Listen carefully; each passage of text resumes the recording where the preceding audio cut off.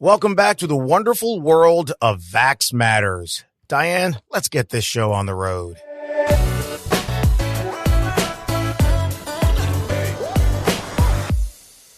Indeed. And on this episode, we're honing in on both hepatitis A and B to explore the origins and effects of these diseases, as well as defenses against them.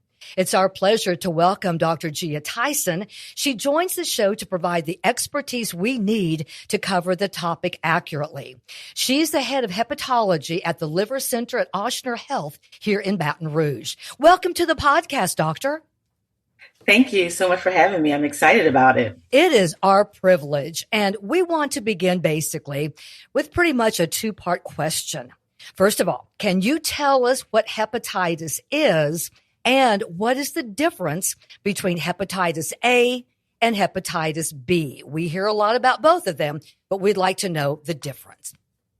Sure. So in terms of hepatitis is a general term that means inflammation in the liver. And you can have inflammation in the liver from various causes, one of which is viral. So there can be various viruses that cause inflammation in the liver. One is hepatitis A and one is hepatitis B. They're both very different, though. Hepatitis E is transmitted usually through what we consider like the fecal oral route, meaning that you can eat something bad or that's contaminated with hepatitis A, then you can become infected and you can get sick from it. But there are many people who are exposed to hepatitis A and they actually never know they had hepatitis A until at some point later when they realize they're immune to hepatitis A without being vaccinated. Hepatitis B, on the other hand, is transmitted primarily through sexual contact or blood-to-blood contact. So through sexual transmission or through injection drug use or blood transfusions, more blood transfusions before 1992.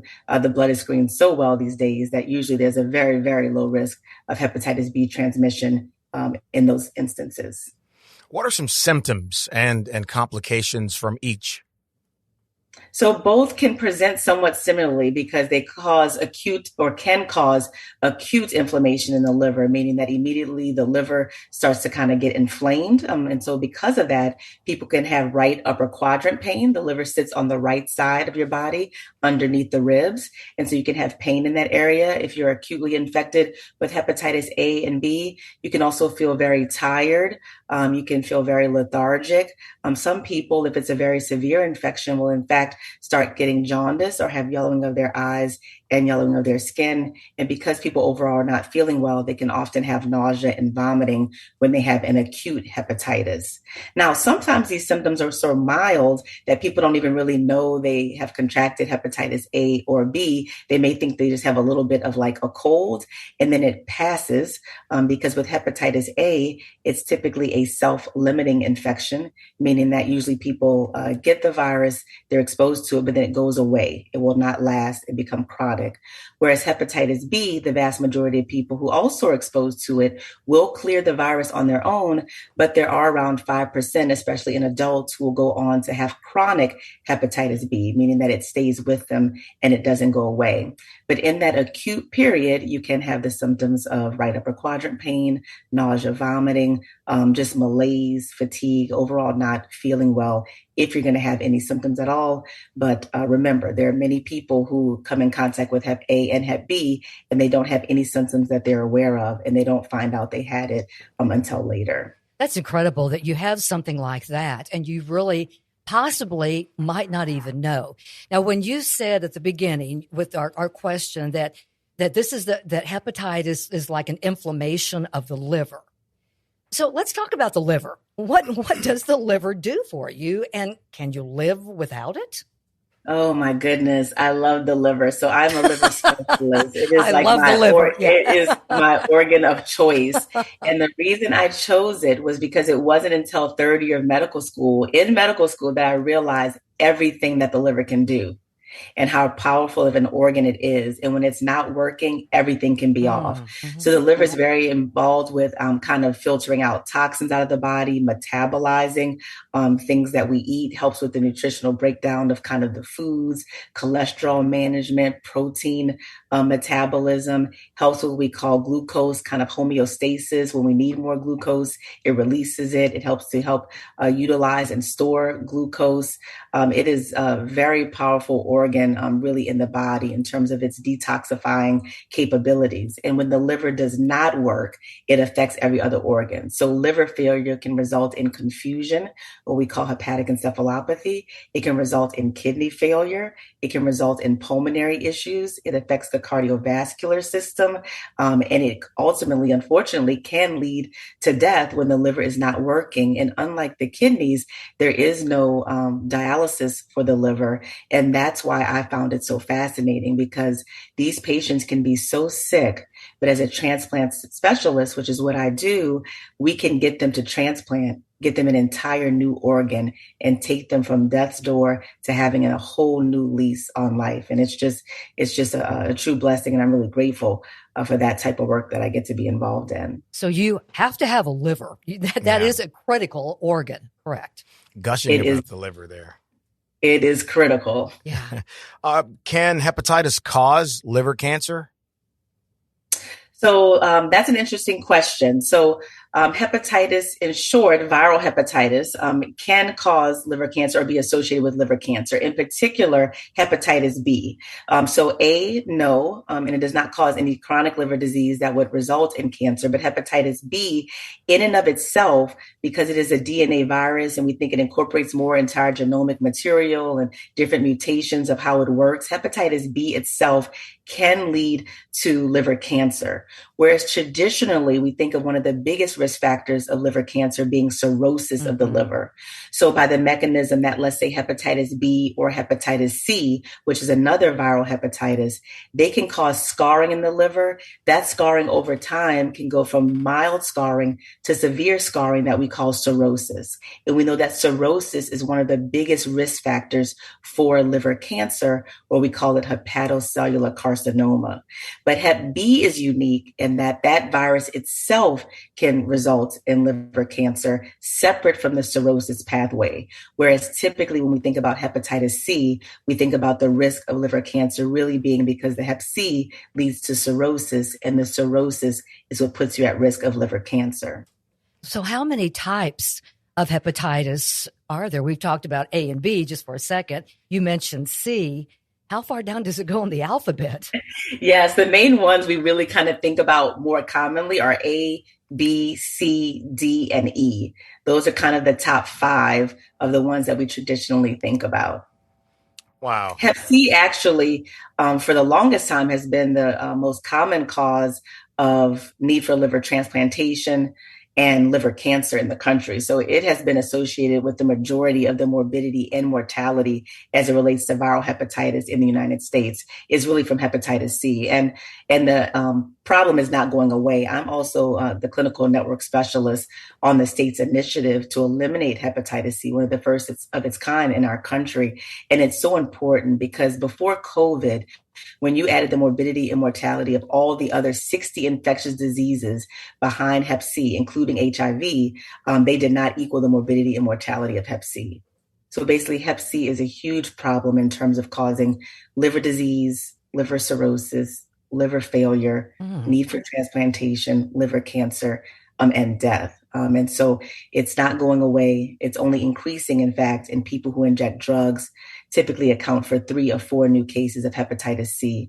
And so we really are trying to do a big effort in getting people screened, diagnosed, and ultimately treated because hepatitis C is actually curable. So it can be treated. It's curable, you said, and not just manageable. It can be cured. it can be cured, whereas hepatitis B, we do not typically think of as curable. Now, the nice thing is that the majority of people who are exposed to hepatitis B, at least as adults, will clear the virus on their own, where that's different with hepatitis C. Most people who are exposed to hepatitis C will not clear the virus on their own. They will go on to chronic infection, but at least we can get that chronic infection cured. Whereas with hepatitis B, because as I said, it kind of more incorporates and to become kind of a part of us, it is very hard to cure it. The medicines are very effective, so we can suppress it in our bloodstream, but it's not thought to be cured. Let's talk a little bit about the vaccines for it. When were they developed and approved? Yes, so there are vaccines to hepatitis A and B. The vaccine for hepatitis A was probably approved around 1995, and the vaccine for hepatitis B around 1986. Okay. And so we have some newer vaccines for hepatitis B that are being used now that were developed later, but the first two were probably more around for hepatitis B 1986, and again for Hep A around 1995.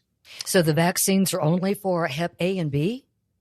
Correct. We do not have a vaccine to hepatitis C yet. It would be great for us to have that, but that has not been developed. And for hepatitis D, interestingly, D and B go together. So D cannot live on its own. It can only live in a host that has B. So essentially, if you're able to vaccinate against B, then you're protecting those individuals against D as well. And then E is also similar to A in the sense that it's thought to be transmitted through the fecal oral route and is self-limited and does not cause chronic liver disease. So A and E can cause significant liver damage, like in the acute setting, but typically your body gets rid of it on its own. And then the ones that we're kind of most concerned about are B and C. And fortunately, as I mentioned, D kind of goes with B. So if you can vaccinate against B, then you're protecting the community against hepatitis D. Are there any risks associated with the vaccines? Not beyond your traditional risk that you think of with vaccines, which is basically, an allergic reaction. If someone's going to have a reaction to some component of the vaccine, that's unusual and very rare. The more common reactions to vaccines will be at the site of injection, just pain, erythema or redness. People may have a soreness there. Usually that goes away after a couple of days, and not everyone will have that. Some people do have fever reactions to vaccines, but those are kind of common and traditional across all vaccines, and those risks are usually very low. When you were talking about hepatitis B as well, that vaccine, that's given to newborns. Is that correct? There is a vaccine schedule for babies? Correct. So there's usually a universal vaccination of infants or babies to hepatitis B. Typically, as soon as they're born, they get that first injection. Usually it's a series of 3 shots. You get it at that first time point, then 1 month later, and then 6 months later, at least, especially in kids. And if you use a certain preparation of the Hep B vaccine, it's also 3 injections in adults. But there's a newer vaccine that we're using more commonly now that is just 2 injections. And what's nice about that vaccine is it's at the initial time point and then 1 month later, because you can imagine, especially for adults, if they're getting vaccinated, sometimes they kind of forget to come back at that 6-month window. So it's nice with the newer vaccine that it's just at the initial time period and then 1 month later. But in kids, it's usually the series of the 3 shots at the initial time point, 1 month, and then 6 months later. And so for the adults, it's a series of 2. For children, it's a series of 3. As an adult, can you get hepatitis, I'm going to assume B, can you get it more than once? Is it something that can recur? Not commonly. Usually once you're exposed to hepatitis B, you're typically protected. The antibodies do confer more protection, which is unlike hepatitis C, whereas you could get exposed to hepatitis C and even we could treat you and cure you. But if you continue with injection drug use or any higher risk behaviors, you can get reinfected with hepatitis C. We don't commonly think about that in terms of hepatitis B. Are you having success, or do you think this subject is having success penetrating into poorer communities and rural areas to make them understand the importance of early vaccinations for children, staying on schedule with vaccinations, and also for young adults as well? The good thing is now it should be permeating, with the help of our pediatricians, because pretty much standard that this is what's offered. Yeah. Unlike in my generation, I guess I should tell my age, but I don't mind. Like being born in 1979. Oh gosh, you're a kid. Thanks. Not quite, but being born in 1979, it wasn't universal that people had to get the Hep B vaccine. So we have some work to do on people who are kind of more in my age cohort. Mm-hmm. Whereas unlike myself, more millennials and certainly the Gen Zers, it was standard of practice that they were offered vaccination and should have been vaccinated against hepatitis B. And the recommendation is also that kids be vaccinated against hepatitis A. And so that should be more of the standard of care, especially now than it was before, which is why we still have other people who are getting vaccinated as adults, just because it wasn't the practice when they were born to do universal vaccinations. And the vaccines, they're effective? Do you see a change? Oh, yes. I mean, vaccines just historically for just about everything have been tremendously effective in changing the public health really landscape and people's survival. And that's certainly the case for hepatitis A and hepatitis B, especially in kids, because, we don't have it as endemic here in the U.S. in terms of hepatitis B with mother to child transmission as it is in more Asian countries. But we do know that when kids are exposed to hepatitis B, they're more likely to have chronic infection and not get rid of it. So it's the reverse of what I just told you about adults. Adults, when we get it, we tend to get rid of it. But if you think about kids, when they get it, they don't tend to get rid of it. They tend to keep it. So vaccination in them is especially important to prevent them from developing a chronic infection that, as I mentioned, can be associated with cancer, liver failure, transplant, death, et cetera. And the vaccines are very effective. So for hepatitis A is even more effective than hepatitis B in the sense that we think most people who are vaccinated, around 95%, will develop antibodies, because that's what you want to know first as evidence that the vaccine has taken, is that you have antibodies against hepatitis A. And then we know that even 95% of those who are exposed to hepatitis A then will not have an infection, will not become infected or have a very mild case of infection. Whereas with hepatitis B, we think about, 80, let's say maybe actually about 90% probably people of hepatitis B will have antibodies, so showing that they have protection. And then around 80 to 100% of those will be protected against hepatitis B infection or certainly have a very mild case of it.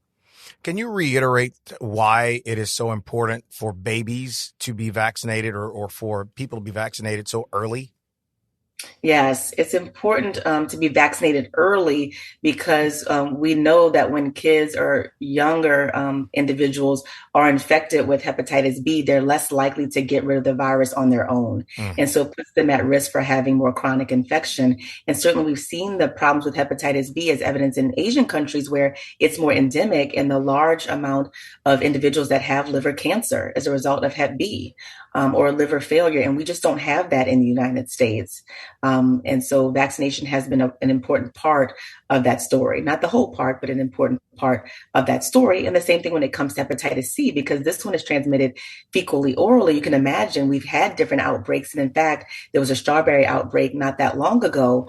And so obviously when people are protected, even if there is an outbreak and you've been vaccinated, you're less likely to become infected or have a more milder case if you are infected. And that's one where, you don't have to have a particular risk factor to be at risk for hepatitis A. It could just be in some contaminated food. I think that some people sometimes get confused when talking to a healthcare professional, or the wording is kind of hard for them to understand. When you talk about something that's acute and something that is chronic, two completely different definitions. And you've been talking about things that are acute and chronic. What is the difference when you use those terms? Yeah, so acute, like from a simple perspective, let's think about time course. So something acute is something that you've gotten, you may have it, and it's within, let's say, the first 6 months of you having it. That's in the acute kind of setting. In the acute setting, you may or may not have symptoms from hepatitis A or B, but typically within 6 months, if not even shorter, the hepatitis A will go away because it's self-limiting. It doesn't stay with you. It doesn't go on past a certain time period. For hepatitis B, when we know someone has most recently been exposed to the virus, they're in that, what we consider that acute setting. So from time 0 to 6 months, where they've just gotten hepatitis B, we're waiting to see if after the 6 months, they will go on to continue to have the Hep B. And now they're in kind of more of a chronic time period, meaning that the virus is unlikely going away. Now it can cause more damage over time. So simply speaking, you can think about kind of acute versus chronic in terms of timing and how long you have something, how long you will have it. When it's acute, it's in that most immediate exposure. You most recently got in touch or contacted the virus, whether it's A, B, or C in that acute period. It could be days, weeks. But once you get out to more like months time period, and if you still have the virus in the case of hepatitis B and C, now it's becoming more of a chronic disease that can cause more damage over time. You mentioned earlier about the not needing a vaccine for, I think, D because, or was it E, that can't live without B? It's D. So D, that's right. D can't. D because they're hard to kind of say. Like that's right. D and B kind of sound like the same. Yeah, they go together. So you wouldn't need a vaccine for D. And then we've talked about A and C. What of the vaccines that don't exist that we need? Where are we in the process of developing it? Oh, it's not clear. I'm not sure where we are right now with hepatitis C. Certainly, obviously, it has been tried. This has been the most, dangerous virus here in the United States. And we've just had a lot of trouble getting a vaccine for it. So it's not clear to me that we have a vaccine for hepatitis C on the horizon. But the good part of that, or the flip side, is that a lot of work has been going into making hep C curable. Whereas if we look at about 5 to 10 years ago, hepatitis C was not easy to cure. Around 50% of people who had hepatitis C with the older medicines, what we call the interferon-based therapies, which were injections, sometimes also other pills you had to take called ribavirin. They have a lot of side effects, only from anywhere from a 30 to 50% cure. It was tough. So now you have a disease has a lot of morbidity and mortality, so causes a lot of disease, damage, death, but it doesn't have a vaccine and it doesn't have a cure. Well, certainly people tried in the efforts of vaccine development and it just hasn't panned out. But then we kept trying on the cure side. And so in the last 5 to 10 years, we now have medications that are all oral regimens, which we call the directly acting antivirals, or the DAAs, that target specific machinery that the Hep C needs to replicate. So they're highly effective. Now 95, 98% of people are getting cured with a very favorable side effect profile. And so even though we don't have a vaccine, at least now we have a virus that we can cure 98% of the time, meaning that if you get it, it's not as concerning that it may be the death sentence that it was before. If that makes sense. So it does. It would be nice to have a vaccine, but it makes the need for a vaccine a little bit less because Hep C doesn't typically isn't as typically aggressive, I guess, in that acute period that we worry it's going to cause a lot of liver failure immediately. We worry more about the long-term complications of hepatitis C. Well, with that in mind, you're talking about the vaccines and what can be given and what can't. Is there anyone who should not get a hepatitis vaccination? The only time, this is general for vaccines in general, not just vaccines, it's just if you know you have an allergic reaction to some component of the vaccines. So like some may have yeast or nut or, latex, and some of those now with the electronic medical record, they'll kind of give you warnings about that. But those are very few and far between. But if someone knows that they've had issues in terms of allergic reactions to vaccines, that's really the only consideration. Otherwise, it's highly recommended that everyone get vaccinated. And certainly we want to make sure people that are at highest risk in our communities, those with comorbid conditions, obesity, diabetes, liver disease, individuals who are immunocompromised or immunosuppressed, they certainly need to make sure they're at the front line of being vaccinated. The discussion about vaccines has gained so much more prominence in this post-COVID-19 reality. And there are the anti-vaxxers out there who choose not to do this. So for the people listening, speak to how effective this vaccine is in dealing with hepatitis. So both the hepatitis A and B vaccines are highly, highly effective and also very, very safe. So these are like dead or inactive kind of proteins of the hepatitis A virus or the hepatitis B virus. So we're just giving you a small component or protein of that virus, and then your body generates an immune response to that. That, like, as I mentioned, over 90% of the time will give you the antibodies that you need. So if you were exposed to the virus, you can fight it off. That is key, because with hepatitis A especially, you can have pretty severe acute reactions that can result in liver failure and need for liver transplantation. And so you want to try to avoid that, because there's also no treatment for hepatitis A. So it's not like if you get it, then we can say, okay, well, we'll just give you a medicine for it. As I mentioned with hepatitis C, we don't really have that. And so you don't want to kind of roll the dice that if you get it, you might do well getting through it, especially not those who are immunocompromised or the sicker people in our community in terms of their medical issues. Same thing with hepatitis B. Now, like I mentioned to you, we do have treatments for hepatitis B that are very effective. But in fact, I have seen someone, and also recently, that had to be transplanted for acute hepatitis B infection. And so, these viruses can cause significant complications, both, as we mentioned, in the acute setting, meaning that not long after you've been exposed to them, the liver can become overwhelmed and stop working, and you could need a transplant. But then also from hepatitis B, you can be putting yourself at risk for liver cancer, cirrhosis, which is end-stage fibrosis of the liver, along with liver failure, need for transplantation, and then unfortunately, death. One of the symptoms when we were talking about problems with the liver is jaundice. Is that one of the symptoms too?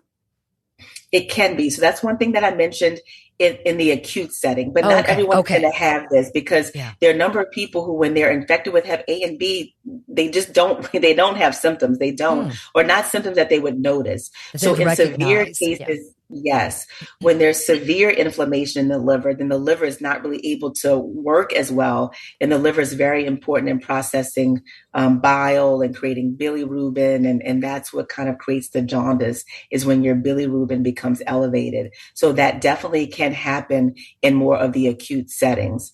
You also see jaundice in the chronic setting. So when someone has had hepatitis B or C for years, and now they're cirrhotic, and now the cirrhotic liver is not working well, then those individuals can also become jaundiced or have yellowing of the eyes and yellowing of the skin in that setting as well. Yes, that's what I was thinking of, the skin or of the eyes with the jaundice. So I know you have discussions with colleagues of yours across the country as it relates to the various forms of hepatitis. On a scale of 1 to 10, 10 being we completely get it, where are we on understanding the importance of hepatitis and doing what we need to do as a public to either get vaccinated or be safe against it? I mean, I'm going to say anything below 5 is not good. Yeah. Let's just limit it to like not good versus good. Okay. We're kind of on the not good about it. And I think, and that's a problem. I think it's just been education. What I see as some of the challenges is that when HIV came on the scene, it came on the scene just with a force, right? When people got HIV, we saw AIDS, we saw the consumption, we saw the devastation, we saw the death in an immediate way. And so a lot of resources went into addressing HIV. Yeah. And so as a result, now people are very aware of that. We have education around it. The number of cases of HIV has typically gone down in most parts of the country. Medications have only gotten better. Whereas with hepatitis C in particular, and even sometimes with B, because people may not have symptoms when they first get it, people don't think about it as a problem. But it is a problem. It's just that those problems may not arise for 20 to 30 years. And so when you have that kind of a delay, people get somewhat complacent. And there just hasn't been as much effort put into it. We do know that the number of cases are increasing with the opioid epidemic, and with people who inject drugs, we're having continued issues with people getting infected with both hepatitis B and especially C. But again, when you look at that population of individuals, not as much attention may be focused on prevention when it's affecting a certain, group of patients or people in our community. And so I think a number of those things I've elucidated have resulted in us not putting, as a whole, as a country, as much of an effort as we should on Hep C elimination. But states like ours, and there are others who do recognize hepatitis C as a problem. We understand that it's only growing and not going away. And we do know that it's associated with a lot of morbidity and a lot of mortality. We know that then comes with a lot of cost as well. It's very expensive to take care of patients who don't have their liver working well, that have liver failure. And so there's a lot of reasons why we should be focusing on eliminating hepatitis C. And I'm very proud that in Louisiana, we're one of the first states, if not, I think really the first state, to put forward a statewide elimination plan where we have a multi-pronged approach to making sure that patients are educated, that screening and a cure is available, that primary providers know that we are no longer doing risk factor-based screening for hepatitis C. So no longer should people be going to their doctors and only being tested if they had a history of injection drug use or blood transfusion or any type of drug use whatsoever. The new recommendation as of 2020 is that everyone receive one-time screening for hepatitis C if you're 18 years or older. So it's now opt-out screening, so that message still has not permeated through to everyone. There are a lot of people who still don't know that hepatitis C is curable. There are a lot of people that don't know that we're using the newer medications that are more effective without a lot of side effects. They're still kind of traumatized by the interferon based days for hepatitis C. So we have a lot more education to do around hepatitis C, because it's still thought that, maybe anywhere from 30 to 50% of people living with hepatitis C don't even know that they have hepatitis C. You say 30 to 50? You said 30 to 50? Yeah, at one point it was 50%. Wow. I think it's probably better than that. But yeah, it was around 50% of people who are diagnosed with hepatitis C don't even know that they have hepatitis C. Wow. And even if those diagnosed, it used to be like around only 10% were treated. So even those diagnosed still weren't being treated. And again, I think part of that goes to the fact that for so long, hepatitis C has been seen as kind of like a more dormant type virus, but it's not. It can be doing things and causing damage, but it's just that people can be living their normal lives before they get very sick from it. And sometimes out of sight, out of mind. You don't even think about it. Right. But now, Clay, when you were talking about the after COVID situation, and doctor, I think so many people are now very much more, or hopefully more proactive in their healthcare. As you said, finally, Louisiana might get a gold star next to our name for, getting more information out. But I have to tell you, I know you said you love the liver. Yeah. I don't think that's an organ that a lot of people think about. We think about, kidneys and this and that. Yeah. And so just, in our waning moments of our podcast, how do we keep our liver healthy? What do we need to do so that we can put a shining star and, a little star next to our liver, say we did everything right. We're not going to do anything that's going to harm this critical organ in our bodies that we take for granted. Yeah. Yeah, it's very, very important. And this question is relevant to everyone in our society. And that's the trouble with liver disease. Too much liver disease, unfortunately, has been stigmatized to alcohol use, stigmatized to injection drug use. That is not the case. There are many people with liver disease for different reasons. And a growing cause of liver disease is non-alcoholic fatty liver disease. Wow. So the best things that you can do for your health is recognize that non-alcoholic fatty liver disease exist.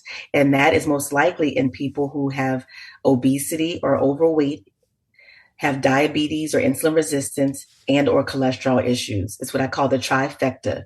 So if you're overweight, which we know 30% of the population has fatty liver disease, even a larger percentage of that is in fact overweight or has insulin resistance or some type of dyslipidemia, cholesterol, triglyceride issues, you are at risk for fatty liver disease. That fat in the liver can cause inflammation that we call steatohepatitis. Steato is fat, hepatitis is inflammation. That can cause scarring in liver disease such as cirrhosis, liver cancer, all the things that I've discussed. The same thing with the viruses you can get from fatty liver. So what can we do to keep our liver healthy in that sense? Make sure that you're working on weight management, having a healthy, well-balanced diet, incorporating exercise, making sure your blood sugars are controlled, making sure your cholesterol and triglycerides are controlled. All of these are very important in liver health, and they have nothing to do with what we typically think about in terms of alcohol and drug use. Then, as we've been discussing for the majority of this podcast, making sure that you're protected against the viral hepatitis that we can protect against, which are hepatitis A and B. Even though we can't protect against C, the thing that you can do to keep yourself protected and safe is make sure that you're screened, get tested. Ask your doctor. It should be covered because it's a universal recommendation that everyone be screened for hepatitis C who's an adult. So that's something that you can do to really keep yourself protected. And then, of course, when it comes to alcohol, in our great state, of Louisiana, you have to recognize that even though you may not have a problem with alcohol, you still may be in my office needing a liver transplant because you still drink too much on a regular basis. And women, better or worse, we actually cannot tolerate as much alcohol as men. So for women, it should be no more than one standard drink a day, or really 3 or 4 in a setting. Otherwise, it's considered binge drinking. Mm-hmm. And then for men, it should be no more than 2 standard drinks in a day. And so as much as we can make sure that we're drinking alcohol in moderation, then that is also something else that can protect our liver. So much great information. Doc, before we wrap up, is there anything that we did not cover that you want to express before we close this episode? I think we really covered it all. I mean, the biggest thing I'd love people to know is just that your liver is very important. And as we just summed it up, there are a lot of things that you can do to keep your liver healthy. The same things that you need to do to keep all your organs healthy: eat well, moderation, exercise, follow up with your doctors on a regular basis, and most importantly, be an advocate for yourself. So make sure that you've been vaccinated against hepatitis A and B. If you're not sure, your doctor can check some tests to see if you have antibodies to hepatitis A and B. You can ask them to do that. And if you're not protected, then get the vaccine and make sure that you're being screened for hepatitis C infection. Fantastic. Clay, I think we need a bumper sticker that says "Love your liver." How about that, Dr. Tyson? Love your liver like I do. Listen, yes, indeed. I think I can make that happen. Well, he knows people who knows people. Thank you, Dr. Tyson. You were great. We really appreciate you breaking everything down so our listeners today can understand the importance of that organ that does so much for our body that we don't even realize. Yeah. Well, thank you so much for having me. I really appreciate it. All right. Thank you, Dr. Tyson. And thank you to our listeners for continuing to tune into the show. Come back for more in a couple of weeks.